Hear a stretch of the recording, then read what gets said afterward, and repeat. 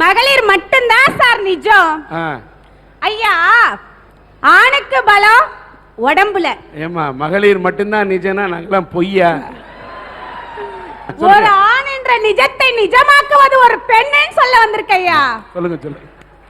சும்மா ஒரு ஆணுக்கு பலம் உடம்புல, பெண்ணுக்கு பலம் மனசுல. ஆணுக்கு இருக்கே இந்த உடம்பு பலம், அது வயசானா குறைஞ்சிடும்.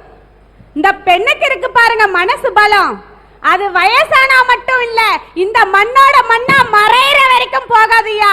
அதனாலதான் சொல்றேன், பெண் மட்டும்தான் சார் நிஜம். உடம்பு பலம் குறையறப்போ ஊசி போடுற வலிய கூட தாங்க மாட்டான் ஆண். ஆனா உயிர் போற வலிய கூட பிரசவத்துல தாங்குறாளே, அவதாயா பெண்ணு. பெண்ணு மட்டும்தான் சார் நிஜம். 10 மாசம் குழந்தைய வயித்துல சுமக்கிறது மட்டும் இல்ல, சாகர வரைக்கும் புருஷனை நெஞ்சில சுமக்கிறா பாருங்க, அவதாயா பெண்ணு. பெண்ணு மட்டும்தான் சார் நிஜம். அந்த கோள்களை விண்தான் தாங்குகிறது, மரங்களை இந்த மண் தான் தாங்குகிறது, ஏன் பார்வையை கூட இந்த கண் தான் தாங்குகிறது, மனித இனத்தையே பெண் தான் தாங்குகிறார்.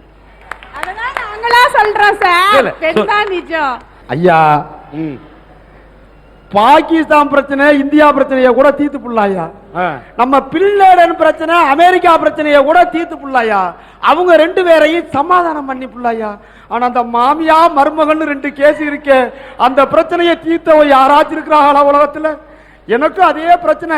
எப்ப பார்த்தாலும் என் பொண்டாட்டிக்கு எங்க அம்மாவுக்கு குடியுபிடி சண்டை நடந்துகிட்டே இருந்துச்சு. என் ஃப்ரெண்டு கிட்ட சொல்லி அழுதேன், வேற என்ன பண்றது, நண்பன்ட்ட தானே சொல்லி அழுகணும். அவன் சொன்னா ஒரு நல்ல ஜாதக பார்த்து காரனை பார்த்து ஒரு விஷயத்தை சொல்றான்னா கொண்டுகிட்டு ஓடுனங்க. என் ஜாதகத்தையும் பொண்டாட்டி ஜாதகத்தையும் போய் பார்த்தான், எடுத்து பார்த்தான். 10 பொருத்தம் நல்லா தானே இருக்கு, ஒரு குறையுமே இல்லையே, வேற எதுலயோ பிரச்சனை இருக்குன்னு யோசனை பண்ணி என்ன பண்ணாரு ஜாதகக்காரரு, அம்மா வாய 2 இன்ச்சு குறை, உன் பொண்டாட்டி வாய 4 இன்ச்சு குறை, பிரச்சனை இது வெறும் சொல்றாருங்க. ஐயா, இன்னும் மாமியார் மருமக பிரச்சனையை வந்து இங்க அளந்துட்டு இருக்காரு. கல்யாணத்துக்கு முன்னாடி என்னோட குவாலிஃபிகேஷன் என்ன தெரியுமா sir? BA first year incomplete. இன்னைக்கு என்னோட குவாலிஃபிகேஷன் என்ன தெரியுமா சார்? MA MPhil முடிச்சிட்டு PhD பண்ணிட்டு இருக்கேன். இதுக்கு காரணம் யார் தெரியுங்களா? என்னோட மாமியார். சொல்றேன் கேளுங்க, என்னோட வீட்டை பாத்துக்கிறதுக்கு என்னோட மாமியார் இருக்காங்க, என்னோட குழந்தைங்களை பாத்துக்கிறதுக்கு என்னோட மாமியார் இருக்கிறாங்கன்ற மனநிறைவு எனக்கு இன்னைக்கு இருக்கிறதுனால தான் வெளியுலகத்துல போய் என்னோட சாதிக்க முடியுது. சும்மா இங்கெல்லாம் ஒருத்தர் வந்து கதாலந்துட்டு இருக்காதீங்க.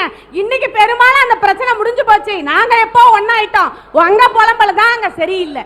நீங்க கல்யாணத்தை அப்ப என்ன படிச்சிருந்தீங்க? BA first year incomplete.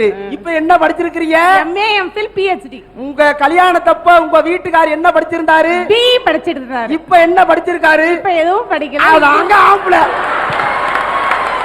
நம்பி வந்த பொண்டாட்டி, கட்டிக்கு வந்த பொண்டாட்டி சந்தோஷமாக இருக்கணும், நம்முடைய சகோதரிகளா நல்லா இருக்கணும், பெத்த தாய் நல்லா இருக்கணும்னு என்ன மாதிரி ஓடா உருக்கி தேஞ்சு போனவர்கள் தாங்க ஆளு. அந்த வைத்தறிச்சலை சொல்ல வந்தங்க.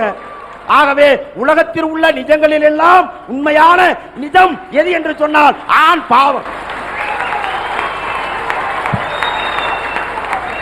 ஐயா, காற்றை கிழித்து எதிர்நீச்சல் போட்டதால் தான் விமானம் தெரிந்தது, தண்ணீரை கிழித்து எதிர்நீச்சல் போட்டதால் தான் கப்பல் தெரிந்தது, நெருப்பில் நீந்தி எதிர்நீச்சல் போட்டதால் தான் சொக்க தங்கம் கிடைத்தது. அதனாலதாயா சொல்ற, எதிர்நீச்சல் போட்டாதாயா எல்லாமே கிடைக்கும். ஐயா, தேசிய பறவை மயில், தேசிய விலங்கு புலி, தேசிய மரம் ஆலமரம். ஆனா தேசிய வார்த்தை என்ன தெரியுமாயா? இன்னைக்கு ஐயா பசி, ஐயா பசி, அதுதாயா இன்னைக்கு தேசிய வார்த்தையா இருக்கு. ஐயா பசி அம்மா பசி ரெண்டுமே. அம்மா மறக்க கூடாதுல்ல, படைச்சது பிரம்மா, நான் சொன்னது பெத்த அம்மா, நீ நினைக்க கூடாது சும்மா. ஐயா, இந்தியாக்காரு வெளிநாட்டுக்கு போயிட்டு 5 வருஷம் கழிச்சு திரும்பி வராரு. அவரு அங்கேயும் அதே hi hello how are you, இங்க வந்தாலும் அதே hi hello how are you.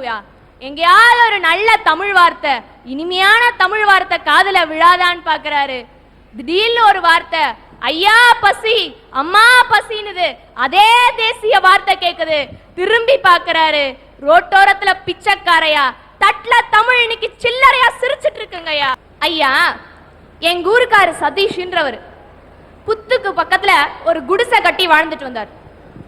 அவரு பள்ளிக்கு போக சொல்ல, கல்லூரிக்கு போக சொல்ல பாத்தீங்கன்னா அவர் ஆன்மீகத்துல ஈடுபாடு அதிகம். அதனால எலுமிச்சப்பழமோ வேப்பலையோ எடுத்துட்டு போவார். பாக்குறவங்க எல்லாம் கிண்டல் பண்ணாங்க, என்ன இந்த ஆள் எலுமிச்சப்பழையும் வேப்பலையும் தூக்கி நான் அலைஞ்சிட்டு இருக்கானே. ஆனா அவர் அப்பயும் மனசு கலங்கலையா, ஆன்மீகத்துல எதிர்நீச்சல் போட்டாரு. அந்த காலத்து மன்னர்கள்லாம் கற்கோயில் தான் கட்டினாரு. ஆனா இன்னைக்கு எங்க ஊர்ல ஒரு பொற்கோயில் கட்டி இருக்காரு பாருங்கய்யா. அதாவது நீ சொன்ன மாதிரி அவன் வயசுல மாப்பிள்ளையா அலையறான். ஆனா அந்த அம்மாவை நினைத்து வேப்பிலையோடு அணைந்த ஒரு வேதாந்தியாக நீங்கள் பார்க்கிறீர்கள். பரவாயில்ல ஐயா. அன்னைக்கு அவர் இருந்தது புத்து, அதையெல்லாம் தொட்டு பார்க்கவே பயப்பட்டாங்கய்யா. இன்னைக்கு அவர் கட்டின பொற்கோயில் எல்லாம் தொட்டு பார்க்க ஆசைப்படுறாங்க பாருங்கய்யா. அங்க போட்டாரியா அவர் எதிர்நீச்சல். திருப்பதிய பார்த்தவங்க எல்லாம் திரும்பி பார்க்க வச்சார் பாரியா தன்னோட 29 வயசுல. அங்க போட்டாரியா அவர் எதிர்நீச்சல். அதனாலதான் சொல்றேன், இந்த நிழல்களிலே எதிர்நீச்சல் மட்டும் தாயா நிஜம். ஐயா, என்ன மாதிரி ஒரு அழகான பொண்ணு. சரி, ஒத்துக்க மாட்டேன்றீங்க, விடுங்க. இல்ல நான் ஒத்துக்க மாட்டேன் என்ன சொல்லிட்டு இருக்க? அத இல்ல அவங்க எல்லாம் ஒத்துக்கறாங்கயா. அப்புறமா பின்ன பேசுங்க. என்ன மாதிரி ஒரு அழகான பொண்ணு ஒத்துக்கறீங்க தானே? ஒரு வீட்ல இருக்காங்கன்னு வச்சுக்கோங்க, எதிர்க்க இருக்க 4 வயலுங்க. அந்த பொண்ணை மடக்காங்க என்னென்னலாம் எதிர்நீச்சல் போடுறாங்க பாருங்கயா. பல்லே வளர்க்க மாட்டான், அன்னைக்குதான் பல்ல வளர்க்கும் அந்த பொண்ணு. பார்க்க குளிக்கவே மாட்டான், அன்னைக்குதான் குளிச்சுட்டு வருவான். ஆன்ற எழுத்தே தெரியாதியா. ஆக்ஸ்போர்ட் ஆங்கில புத்தகத்தை மெத்த மேல அப்படியே ஒரு ரவுண்ட் வரும் அந்த பொண்ணு பாக்குற மாதிரி. அப்பவாது லைப்ரரி பக்கம் போறானேன்னு பாராட்டுமா. ஐயா, ரங்கநாதன்றவர் கிராமத்துல இருந்து பட்டணத்துக்கு போறாரு. தாமோ ஒரு பாடலாசிரியர் ஆயிடலாமேன்ற கனவோட பட்டணத்துக்கு போய் நண்பர்கள் வீட்டுல தங்கி சான்ஸ் கேட்டு அலையறாரு. 2 வருஷமா சான்ஸே கிடைக்கல. திரும்பி வராரு அவரோட. ஆனா இருந்தாலும் அவரோட மனசுல ஒரு ஏக்கம் இருக்கு, நம்மளும் ஒரு பாடலாசிரியர் ஆகணுமேனு. திரும்பி வந்து நிக்கிறாரு பஸ் ஸ்டாண்டாண்ட. கண்ணதாசன் ஐயாவோட பாடல் வரிகளை கேட்கிறாரு. தானும் இந்த சமூகத்துல எதிர்நீச்சல் போட்டு பாடலாசிரியர் ஆயிடுவேன்னு சொல்லிட்டு திரும்பி போறாரு. போயிட்டு எம்ஜிஆர் சாரை சந்திக்கிற வாய்ப்பு கிடைக்குது.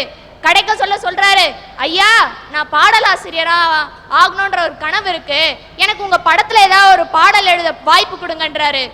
கண்ணதாசன் ஐயாவுக்கும் எம்ஜிஆர் சாருக்கும் அன்னைக்கு அப்ப சில கருத்து வேறுபாடுகள் இருந்தது. யாரை இவர் குருவா நினைச்சாரோ, யார் பாடலை கேட்டு இவர் பாடலாசிரியர் ஆகணும்னு நினைச்சாரோ, அவர் எழுத முடியாத படத்துக்கு உண்டான பாடலை இவர் எழுதினாரியா. அந்த படத்துல இவர் எழுதின எல்லா பாட்டும் இட்டாச்சு. அந்த ரங்கநாதன் யார் தெரியுமாயா? இன்னைக்கு வாழும் தலைமை கவிஞர்களுக்கெல்லாம் தலைவரா இருக்காரே வாலி, அவர்தாயா அன்றைய ரங்கநாதன். அவர் வாழ்வுல எதிர்நீச்சல் போட்டாருங்கய்யா. ஐயா, ஈரோடு பக்கத்துல இருக்க மாமரத்துப்பாளையம்ன்ற கிராமத்துல ஒரு பெண் இருந்தாங்க. அந்த பெண் மசாலா போடுற கம்பெனி ஆரம்பிச்சாங்க. அந்த குடிசை தொழிலா செஞ்சாங்க. உங்களுக்கே தெரியும் மசாலால என்ன வரும்னு. அந்த ஒரு பெண் ஆரம்பிச்சு எதிர்நீச்சல் போட்டாங்க. ஒருத்தர் 10 பேர் ஆனாங்க, 10 பேர் 50 பேர் ஆனாங்க, 50 பேர் இன்னைக்கு 500 பேரா நிக்கிறாங்கயா. அதனாலதான் அவங்களோட கம்பெனி இன்னைக்கு ஆலமரம் மாதிரி விருட்சமாய் நிக்குது. அதுல அவங்க இன்னைக்கு பல லட்சத்துக்கு அதிபதியா இருக்காங்க, பல விருதுகளை பெற்றிருக்காங்க. காரணம் அவங்க போட்ட எதிர்நீச்சல். அந்த பெண்மணி யார் தெரியுமாயா? இந்த ஊனமுற்றவர்களுக்கு எதிர்நீச்சல் போட சக்தியை தந்தாங்களே, திருமதி சாந்தி துரைசாமி அவர்களையா. அவங்கெல்லாம் இன்னைக்கு சமுதாயத்துல வெற்றி பெற்றிருக்காங்கன்னா காரணம் அவங்க போட்ட எதிர்நீச்சல் தான்யா. வாடகை, கரண்ட் பில்லு, பாக்கெட் பால், புள்ள குட்டி, ஸ்கூல் ஃபீஸ், நல்லெண்ணெய், மண்ணெண்ணெய், ரவை, ரேஷன், பாமாயில், பச்சரிசி, கோதுமை, பத்தலை காசு கொஞ்சம் கூட பத்தலையே. அண்டா குண்டா அடகு வச்சோம், 5-10 வச்சோம், பத்தலை ஞான பழமே, ஏன் ஞான பழமே, நீ செவ்வாப்பேட்ட, ஏன் ஞான பழமே. இந்த பாட்டு பேட்டரா பாட்டு கேட்டிருக்கிறோம்ல எல்லாரும். என்ன சொல்லுது இது? உலகத்துல இன்னைக்கு நடந்துகிட்டு இருக்கிற ஒரே விஷயம் பணம் பணம் பணம். அந்த காசுங்கிற கடவுள் என்னைக்கு நம்ம பக்கம் கடைக்கண் பார்வையை திருப்புறாரோ அன்னைக்கு தான் மனுஷனுக்கு முன்னேற்றம்ங்கிறதே இருக்கு. நம்ம நாட்டினுடைய தேச தந்தை காந்தியடிகள், அவருக்கு நன்றியை செலுத்தும் விதமா அவரை வேற எந்த ஒரு இதுலையாவது பயன்படுத்தினா நம்மளால காத்தோட பறக்க விட்டுருவான்ட்டான். அரசாங்கத்துல என்ன பண்ணாங்க, ரூபா நோட்ல போட்டு அடிச்சாங்க அவருடைய முகத்தை. சரிங்களா? அந்த காந்தி தாத்தா முகமும் அதுல எப்படி இருக்குன்றீங்க? 5 ரூபாய் நோட்ல லேசா சிரிச்சிருப்பாரு. 100 ரூபாய் ரூபாய் நோட்ல சுமாரா சிரிச்சிருப்பாரு. 500 ரூபாய் நோட்ல பாத்தீங்கன்னா பக பகன்னு பொக்கவாய் தெரியற மாதிரி சிரிச்சிருப்பாரு. இனி எதிர்காலத்துல 5000 ரூபாய் நோட் அடிச்சிங்கன்னு வைங்க, மன்னிக்கணும் நீங்க இல்ல, அடிச்சாங்கன்னு வைங்க, அதுல நல்லா ஆன சிரிச்சிருப்பாரு, உலக உரண்டியே தெரியற மாதிரி. கருவறை முதல் கல்லறை வரை காசு இருந்தாதாங்க இன்னைக்கு மனுஷனோட வாழ்க்கையை நிர்ணயிக்க முடியும். இடையில கழிவறைக்கு போகணும்னா கூட இன்னைக்கு துட்டு இருந்தா தான் மனுஷன் நிம்மதியா அதுவும் முடிச்சுட்டு வர முடியுது. அது மாதிரி அரசாங்கம் என்னமோ இலவசமா அரசு மருத்துவமனைன்னு அழைச்சு இலவசமா பிரசவம் பார்த்தாரு கூட, அந்த அரசு மருத்துவமனையில கூட நாம பெத்த பிள்ளைங்களை நம்ம கண்ணுல காட்டணும்னா குறைஞ்சது 300 ரூபாய் 500 ரூபாய் கொடுத்தா தான் அங்க வேலையே நடக்குது. அதுலயும் பொம்பளை பிள்ளைன்னா 300, ஆம்பளை பையனா 500 ஆமா. இது என்ன நியாயம்னு நான் போய் கேட்டேன். அதுக்கு அவங்க சொன்னாங்க, பொம்பளை பிள்ளை பிறந்தா செலவு அதிகம், பாவம் அந்த அம்மா அப்பா செலவு செஞ்சு கஷ்டப்படுவாங்க, அதனால இப்பல இருந்தே நாங்க சிக்கனப்படுத்தி 200 ரூபாய் மிச்சம் பண்ணி கொடுக்குறோங்குதுங்க. அந்த மாதிரி இருக்குது. அதே போல பிள்ளை வளர்ந்து போறாங்க ஐயா. வளர்ந்துட்டு இருக்கும் போது எப்படி இருக்கான் பாருங்க, வீட்டுல அம்மா ரசம் வச்சுட்டு இருப்பாங்க, அப்பதான் அவங்களுக்கு ஞாபகம் வரும் கடுகு தீந்து போச்சுன்னு. பையனை கூப்பிட்டு, டே தம்பி இந்த பக்கத்து கடையில போய் 5 ரூபாய்க்கு கடுகு வாங்கிட்டு வாடா அப்படிம்பாங்க. இவன் போமா முடியாது அப்படிம்பா. இல்லடா தம்பி 5 ரூபாய்க்கு கடுகு வாங்கிக்க, 50 பைசாக்கு உனக்கு முட்டாய் வாங்கிக்க அப்படின்னு சொல்லுவாங்க. இந்த பையெல்லாம் என்ன தெரியுமா, அவன் பின்னாடி 5 ரூபா கடுகுக்கு 50 பைசா கமிஷன் அடிக்கிறவன் எதிர்காலத்துல பெரிய கான்ட்ராக்டரா வர போறான்னு அர்த்தம். காசே அவனை வளர்க்குது பாருங்க. அடுத்து ஒருத்தன் இருப்பான், 50 ரூபா கையில காசை கொடுத்து 2-3 சாமான் வாங்கிட்டு வாடா அப்படின்னா அவன் என்ன பண்ணுவான் தெரியுமா, சாமான் வாங்கிட்டு வந்துருவான், 48 ரூபா பில் ஆயிருக்கும், 2 ரூபா மீதி சில்லறையை பத்தி வாயே திறக்காம கம்முன்னு அடிச்சுட்டு போயிட்டே இருப்பான். அவன் ஏன் தெரியுமா, அவன் எதிர்காலத்துல பெரிய பஸ் கண்டக்டரா வர போறான்னு அர்த்தம். பாக்கி சில்லறையை பத்தி கவலையே பட மாட்டான். இன்னும் சில பசங்க இருக்காங்க ரொம்ப உத்தம புத்திரன், மாசம் கடைசியில 1000-2000ன்னு கையில காசை கொடுத்து போய் இபி பில்லு டெலிபோன் பில்லு கட்டிட்டு வாடா தம்பி அப்படின்னா பயப்புள்ள போறவே 4-5 நாளைக்கு திரும்பி வரவே மாட்டான். இவெல்லாம் எதிர்காலத்துல பெரிய பைனான்ஸ் கம்பெனி அதிபராக போறான்னு அர்த்தம். அது மாதிரி காசு தான் குழந்தைங்களை வளர்க்கவே செய்யுதுங்க. காசின் மதிப்பை அறியா மனிதன் உலகில் செல்லா காசுங்க. கடவுளையே காட்டி கொடுப்பதற்கு யூதாஸ் என்கின்ற மனிதன் காசு வாங்கி கொண்டு அந்த பாவத்தை செய்தான். இந்த கலியுகத்திலே காசுதான் கடவுளாக நம் கண் முன்னே இருக்கிறது. இதுதான் நிதர்சனங்கய்யா. ஐயா உங்களுக்கு தெரியாது இல்ல, ஒரு காலத்துல நம்ம மூதாதையர்கள்லாம் நாடுகள்ல குடியேறும் பொழுது ஒரு இடம் விட்டு மறு இடம் போகும்போது யாரும் வீட்டு மன பட்டாலாம் போடலிங்க. அவங்கவுங்களுக்கு விருப்பப்பட்ட இடத்துல முடிஞ்சா குடிசை வீடு இல்ல குச்சி வீடு மச்சு வீடு கட்டிட்டு இருந்தாங்க. ஆனா இன்னைக்கு நிலைமை எப்படி இருக்குது, அவன் வீடு கொடுத்த ஹவுஸ் ஓனரையே போட்டு தள்ளிட்டு இருக்கிறான். ஏன்னா எங்க ஊர்ல அப்படித்தான் ஒண்ணு நடந்துச்சு. வாடகைக்கு வீடு கொடுத்தாரு ஒருத்தர், குடியிருக்க வந்தவன் ஹவுஸ் ஓனரையே கொலை பண்ணிட்டான். கேஸ் கோர்ட்டுக்கு போச்சு. வக்கீல் கேட்டாரு, ஏன்டா அவரை கொலை பண்ண அப்படின்னு. இல்ல சார் அந்த ஆள் சாவுக்கு அவர் தான் காரணம், நான் கிடையாது அப்படின்னா. ஜட்ஜு பதறி போனாரு, இவ்வளவு சாட்சி இருக்கு எப்படா இல்லன்னு சொன்ன அப்படின்னு. அதுக்கு அந்த ஆள் சொல்றான் பாருங்க, கூண்டுக்குள்ள நின்று சிரிச்சுக்கிட்டே, அந்த ஆளு தான் தினம் 3 மாசமா வீட்டு வாசல்ல வந்து நின்று என்னைய காலி பண்ணு காலி பண்ணுன்னு கேட்டான்.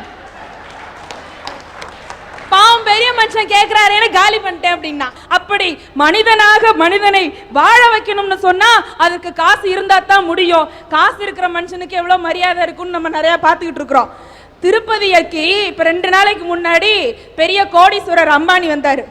அம்பானி வந்த வேலையில என்ன பண்ணாரு, நம்மெல்லாம் 1.25 ரூபாய மஞ்சள் துணியில 1.5 வருஷமா முடிஞ்சு வச்சு கொண்டு போய் திருப்பதியானுக்கு போடுவோம். அவர் வந்த வேகத்துல 1.25 கோடி ரூபாய உண்டியல்ல காணிக்கையா போட்டார். சாமி காத்திருந்து தரிசனம் கொடுத்தாரு அம்பானிக்கு. வெளியில வந்தோன்னா கோயில்ல நிர்வாகத்தினர்லாம் கேட்டாங்க, நாங்க இங்க ஒரு நலத்திட்ட திட்டம் போட போறோம், அதுக்கு 500 கோடி ரூபாய் எஸ்டிமேட் போட்டிருக்கோம் அப்படின்னு. அம்பானி உடனே சொன்னாரு, அதுல 250 கோடி ரூபாயை நானே தரேன்னு ஒரே செக்கா சைன் பண்ணி கொடுத்துட்டாரு. இந்த சமுதாயத்தில் இருக்கக்கூடிய இன்றைய நிலைமையிலே காசு மட்டும்தான் கடவுள்.